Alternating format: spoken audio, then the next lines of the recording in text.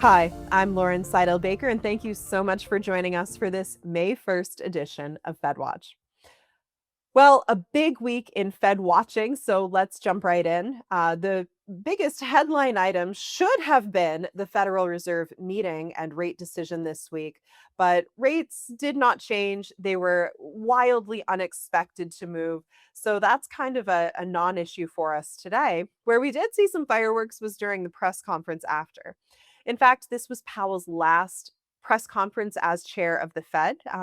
Come May and before the next meeting, he will be stepping down for Warsh to take over as chair. You might remember last week we were talking about Warsh's Senate confirmation hearings. We were talking about Tillis, especially holding up that process until the Department of Justice probe was dropped. The charges were all dropped. That did, in fact, happen last week. In fact, it was just after we had posted our episode. So the news caught up to us on Friday. However, the good news is that that confirmation can now proceed as normal. We're on track for that May date with a changeover in the chairmanship. The very interesting issue that Powell actually addressed proactively during the press conference was that he plans to stay on the board, not as chair, but as a governor, until all of that Department of Justice, the charges, the investigation is, as he put it, well and truly over with finality and transparency. So even though everything is dropped at the moment, the Department of Justice did leave the door open to either bring back those charges if new issues of wrongdoing are found. They turned the case over essentially to the Fed's Inspector General, who has, by the way, investigated these renovations and cost overruns a couple of times in the past and previously found no evidence of wrongdoing.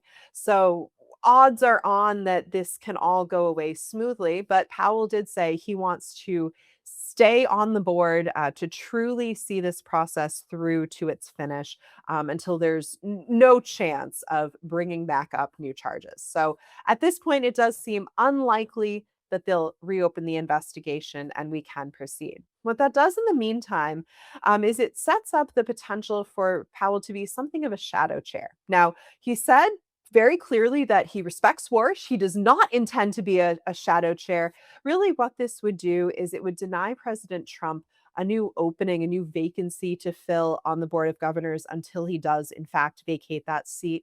His current term does run for a few more years. So, depending on his view of the issue, his judgment, we could see really until 2028 for him to stay in that seat. But we will see as time progresses.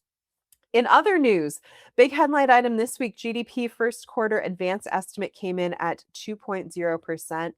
There was a fairly even spread across things like consumer spending, investment, government side of the equation. The business investment component of the gain here, that was up 8.7%, really perceived as being driven by AI investments that firms are making. We've actually done a lot of work into this AI investment component here at ITR. So chat with your economist if you haven't yet. We do have several other resources, especially the most recent insider webinar. We really delve into what types of firms are investing in AI. It's very different across things like firm size, across different sectors. So overall, I think there is a lot more to come. Still somewhere on the order of between 10 and 15% of firms are using AI regularly in their day-to-day business. I'm sure we will see more here in the future. On the consumer spending side of GDP contribution, though, that pace was a little bit slower than the prior quarter, up just 1.6%. We're not yet able to see the really big impact from oil prices and how much consumer spending that's, say, drawing down from other areas. Keep in mind, the conflict with Iran did just start in late February. So for only first quarter data only through March, really the heavily weighting is to that prior pre-conflict period. One final data point for you today, core PCE price index came in at up 3.2%. So while this is the critical gauge of inflation that the Fed is watching, that is not down to the 2% level yet. We're seeing much stickier, much more persistent inflation. Powell, during his press conference, did say that they are much less worried about the labor market being a major source of inflation. I think that just means we have other sources of inflation and they are fairly wide ranging. Again, we've talked a lot about this from the energy side of things, the energy implications to higher prices. Wages, I think, are still somewhat sticky, somewhat stable as an upward contributor to price inflation.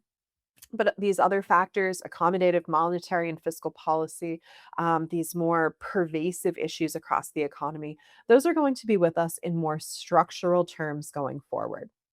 So, all of that to say, a big week of several non events, but always giving us something good here to watch. Thanks for sticking with us through a very large data week.